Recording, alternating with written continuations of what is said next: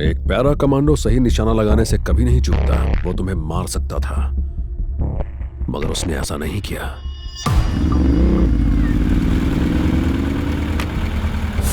वो सच बोल रहा था। उसने जानबूझकर कब को गोली मारी थी। उसका मकसद क्या है?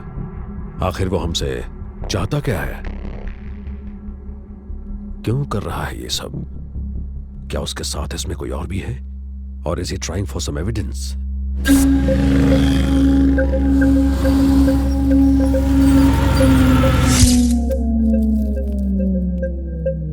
या फिर शायद वो मुझ तक पहुंचना चाहता है। कबीर को फोन करो। कोई खबर? नाके पे चाय पी रहा है। चाय? चाय पी रहा है? क्या चाय पी रहा है? He's setting a trap. He's setting a trap.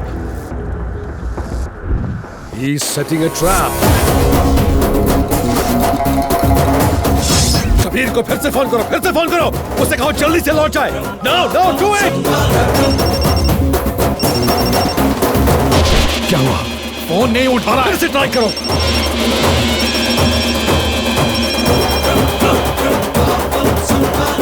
फिर से करो, ट्राई अगेन।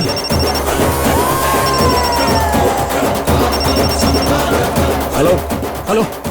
कबीर जल्दी वहां से निकल जाओ। मैंने कहा जल्दी वहां से निकल जाओ। बाकी बातें बाद में करेंगे। जल्दी करो।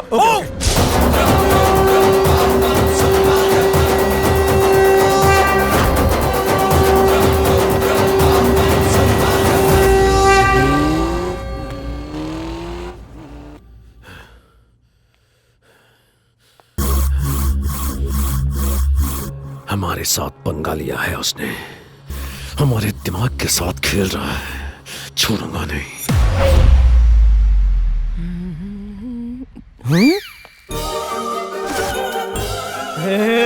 बॉस, इस सूट में तो आप साउथ के हीरो लग रहे हो। आज तो मैं उसे आई लव यू बोलूंगा। सुनते ही वो फ्लैट हो जाएगी। All the best. आओ बैठो। नंदिनी। वो आती होगी, तुम बैठो ना, मैं कॉफी लाती हूँ।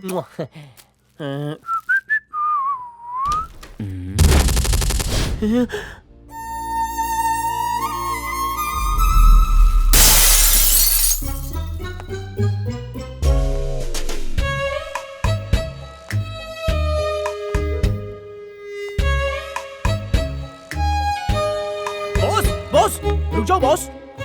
क्या हुआ बॉस? मिलिट्री वाला प्यार की जंग भी जीत गया। वो उस फौजी से प्यार करती है। प्यार मेरे जैसे चिरकुट के लिए बना ही नहीं है। मैं स्टेशन जा रहा हूँ ट्रेन पकड़ने। मम्मी। सॉरी। ना ना ना, मैं उठाता हूँ। हाँ? आपन नंदिनी छे। आहा, सुंदर।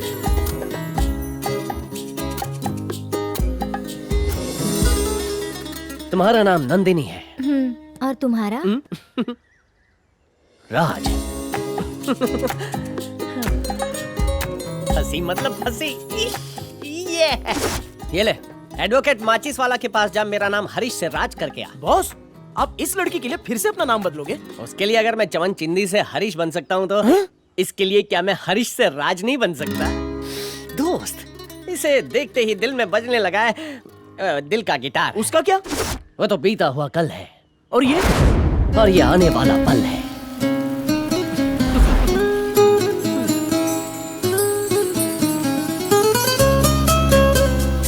अबे थी तू मारी बकूड़ी। अब इन्हें कौन समझाए कि ये शक्ल से चमन चिंदी लगते हैं।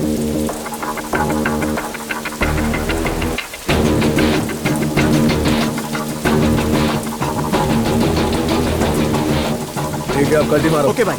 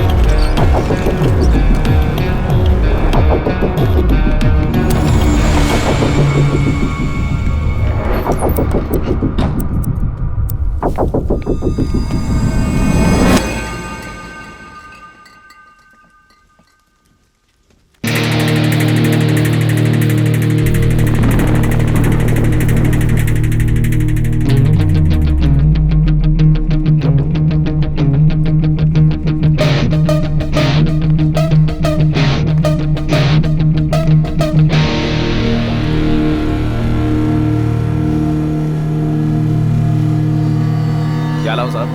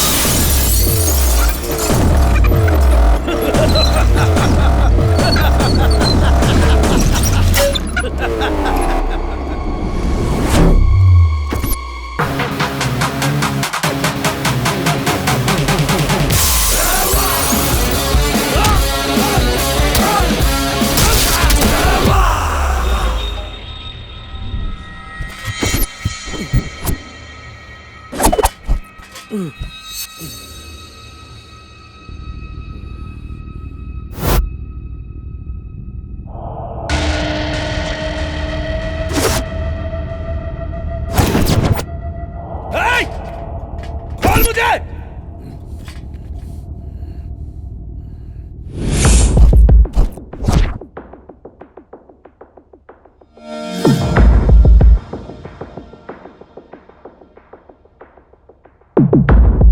तू बहुत बड़ी गलती कर रहा है। कौन है तू?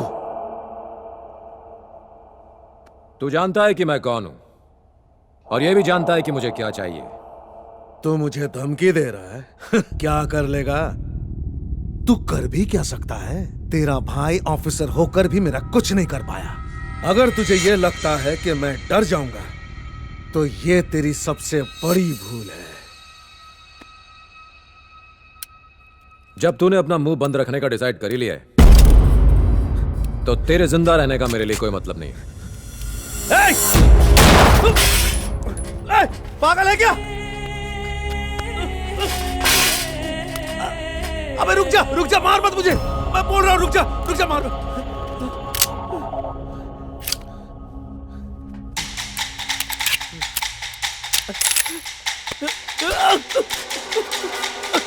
मम्मी!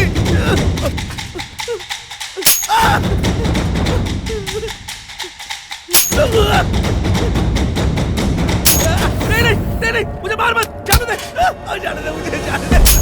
मुझे, तुझे तेरी मम्मी का वास्ता, मुझे जाने दे, मुझे छोड़ दे।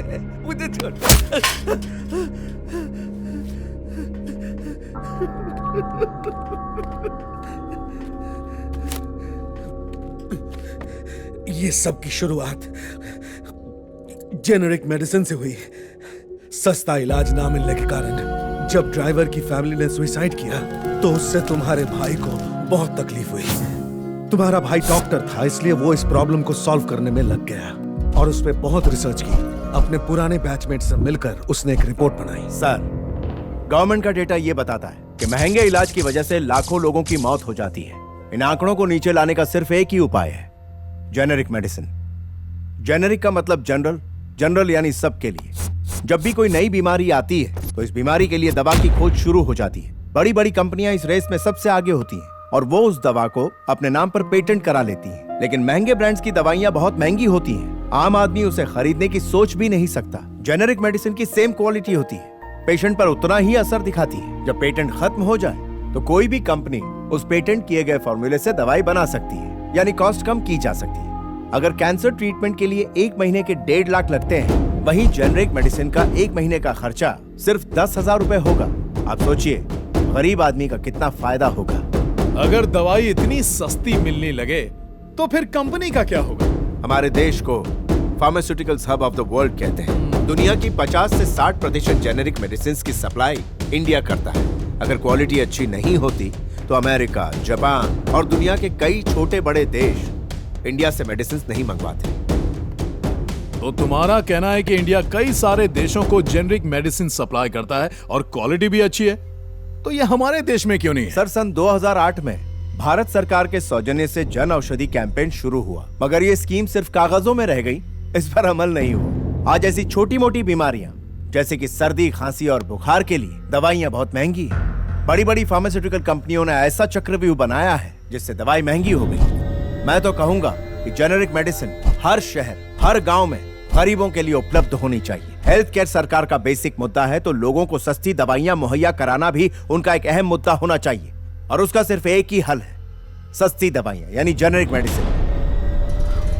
तुम जल्दी से ये प्रपोजल तैयार करो, इसका अप्रूवल मैं लूंगा।